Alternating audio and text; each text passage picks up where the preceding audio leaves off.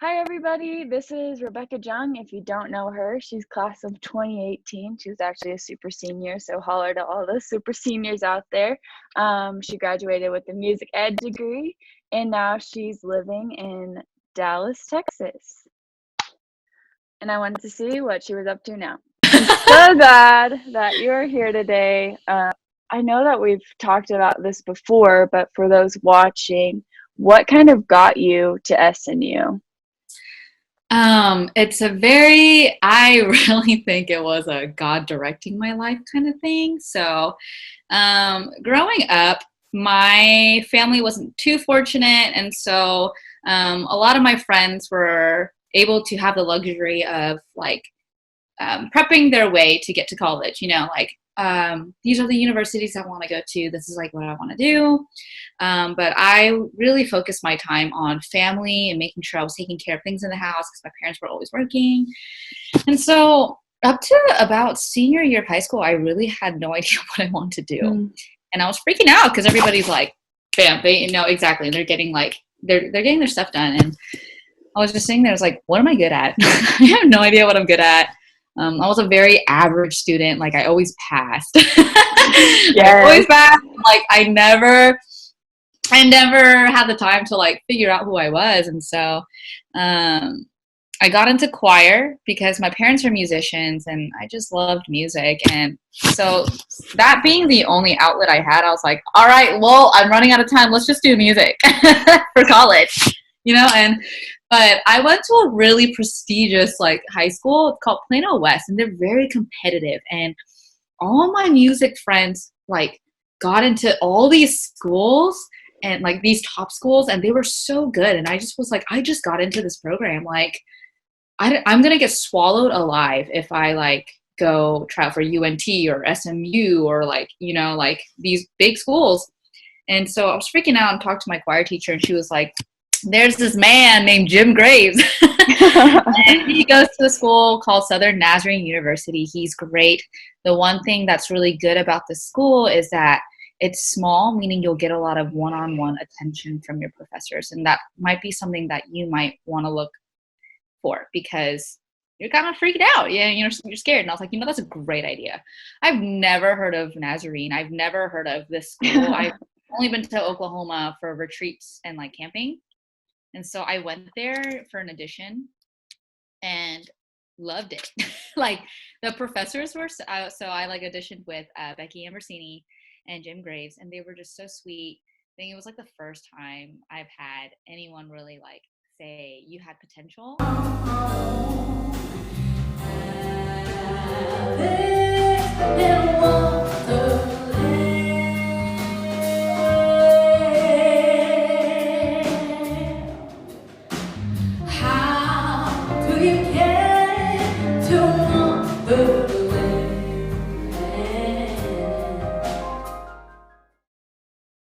Parents, but because they were so busy, they had no time to invest in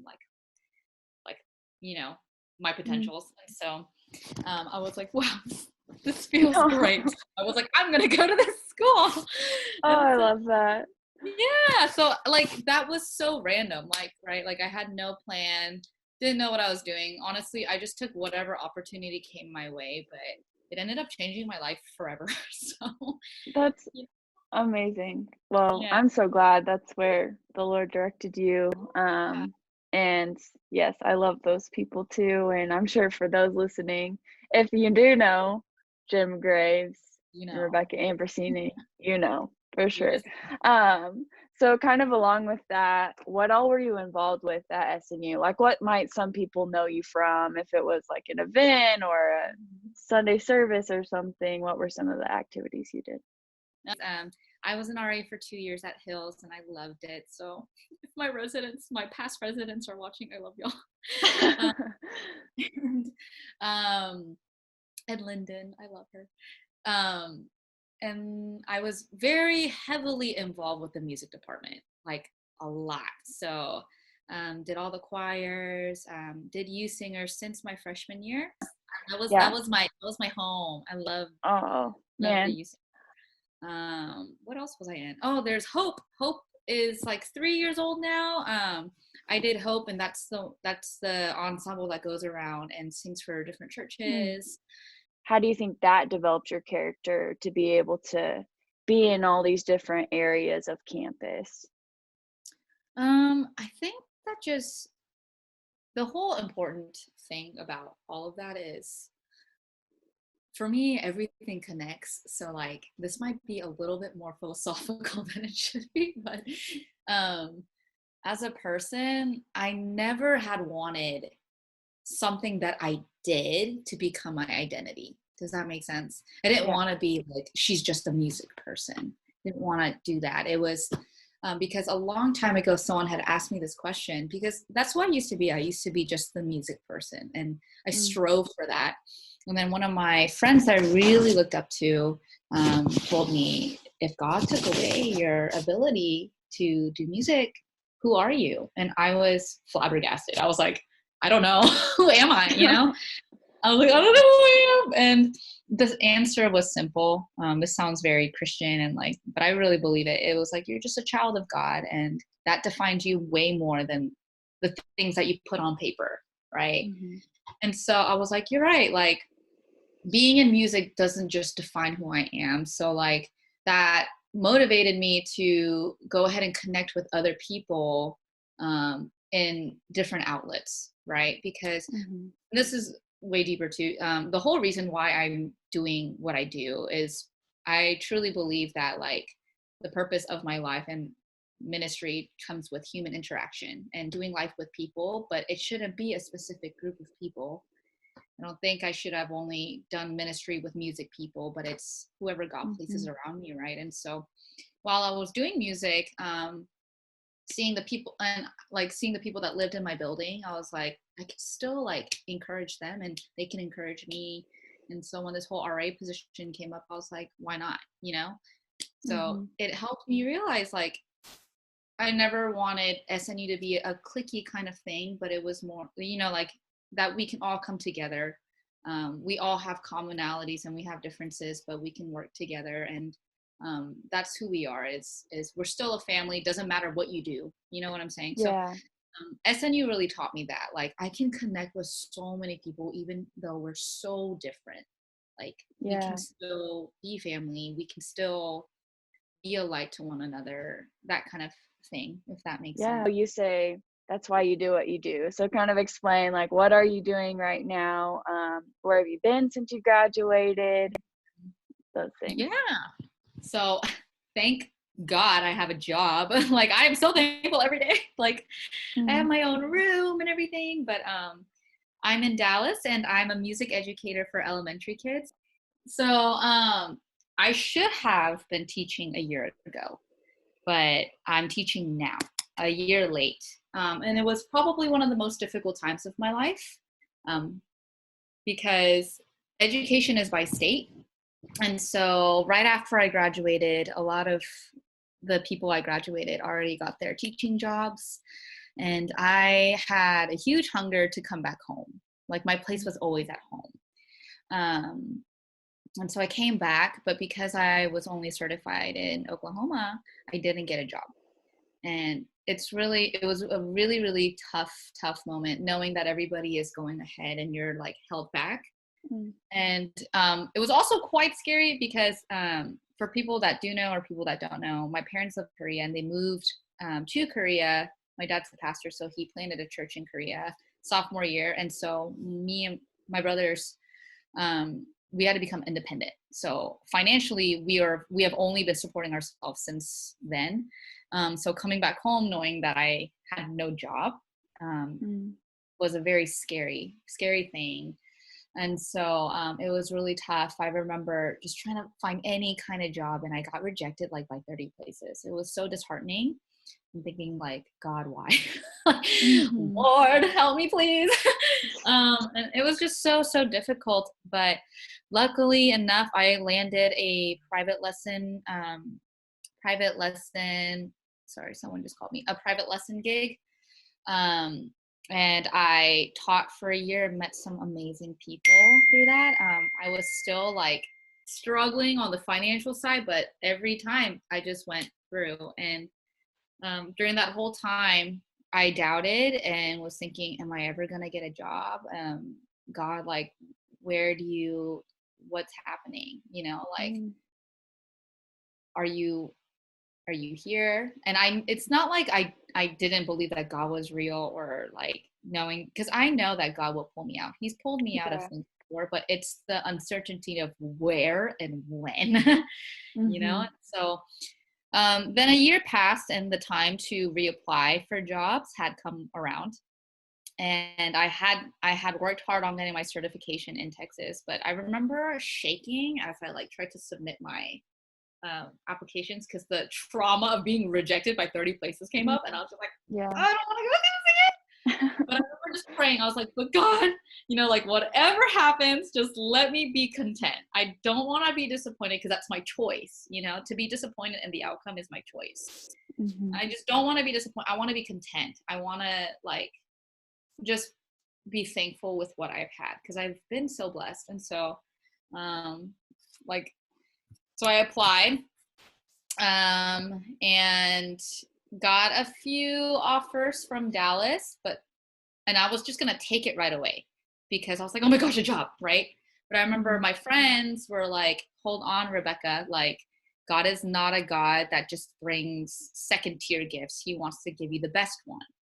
You should be patient, because just wait. Don't just rashly decide. And then I got an interview for a school that's 10 minutes away from my place. Yeah, I'm not driving to like Dallas. That's like 45-minute drive from my place. So I got an interview from a school 10 minutes down. And I remember just talking with the assistant principal, and everything I believed in, like my philosophy of teaching, just completely connected. Like, I was like, this woman knows exactly what I'm talking about. And I remember at one point we got so comfortable in the conversation, I started like doing this, and I pointed at her, and I was like, this is so unprofessional. She's not gonna hire me. Like, we were just so in the zone. But I went home, they called me back and was like, we need you back. Like, I want to have another interview with you. We just want to talk with you. Then I met with the principal, and it was I just felt like this is the place I need to be. And they offered me the job on the spot. They're like, we want you here. And I just remember being like, oh my gosh, so this is what my friends were talking about. Like, just wait. And long story short, that was a really long story. I accepted the job here, and I'm so blessed, not just because I have a job, but like every single person that works at my school are so for the students, are hard workers. They work together. There's no cliques. Our principal is such a go-getter for our students and our parents, such a huge supporter. Many of them are God-fearing people, and every day I'm just so blessed. And I'm just sitting there thinking like, wow, if the reason why it all makes sense. The reason why I waited for a year was because God was saying, I have a job for you, but it's not ready yet because someone's working there. Just wait, Rebekah, because you've been waiting, and I want to give you a job that you love. I have like 250 kids, like they're my own little babies, and I love my job every single day. Doesn't mean they get on my nerves sometimes, and it's really stressful, but man, every time I come and sleep, I feel so fulfilled.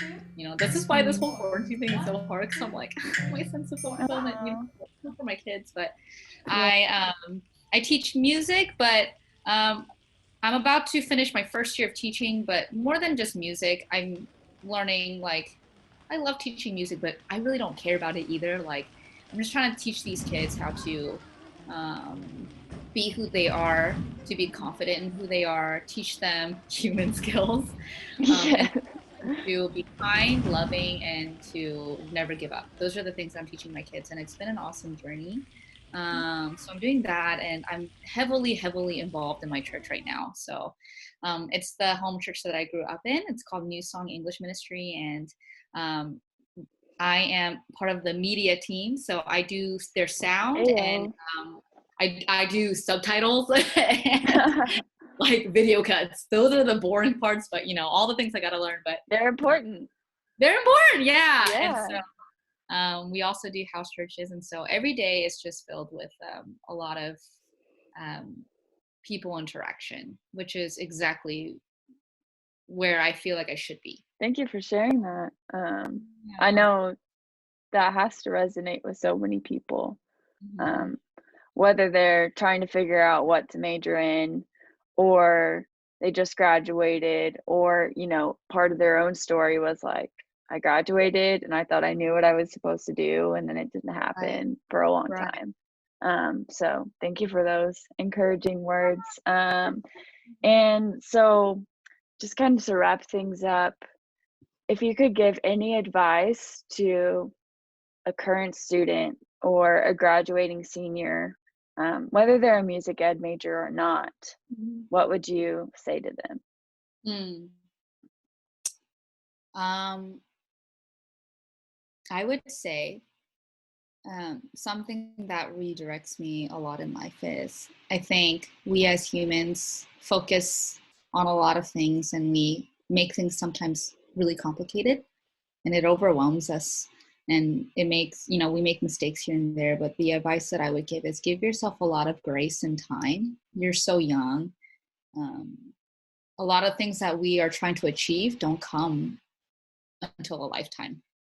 And so give yourself grace and just remember, with that though, remember that your life is only a mist that appears for a short while. So use it for things that matter, you know, Yeah. family, friends, encouraging somebody else, not for temporary things, but for things that matter. And I think we can all kind of relate in this kind of a time right now, So I think those are the things that I would give advice to because I think I feel like I still now focus on a lot of things that don't really matter and I waste my energy and it makes me Mm, stressed and then I get frustrated and then I go, Rebekah, why did you do that? So give yourself grace and then remember the important things. I think that's yeah, what I would say. Take it easy. Yeah. absolutely. Oh, love that. Spoke to me too, for sure. Okay, just for fun, what's like a fun fact about you that maybe only your close friends know? Oh my gosh. Fun fact. I feel like these are always these questions like that you have in like a small group or something, and like you're like, oh, I have one prepared, but when you're on the spot, you're like, I don't know what a fun Yeah. fact is about me. Oh, well, I don't know if like some of my close friends know this, but I grew up in New Jersey and I was a I didn't bully. know that. Yeah, I was really mean. What? And I'm not like, oh, Rebecca was just probably like she said stupid or something. No, like I was a bully. Like I made kids. Oh, Is that not crazy? Like, that is then wild. I know. So listen up again. God is so real because He brought my family to Texas and it changed my life, and I'm not a bully anymore. So So, yeah, on the ending note, Rebecca is no longer a bully. I am That's so redeemed. funny. You know? Oh man, that's Yeah. funny. Okay, and it sounds like you love your job.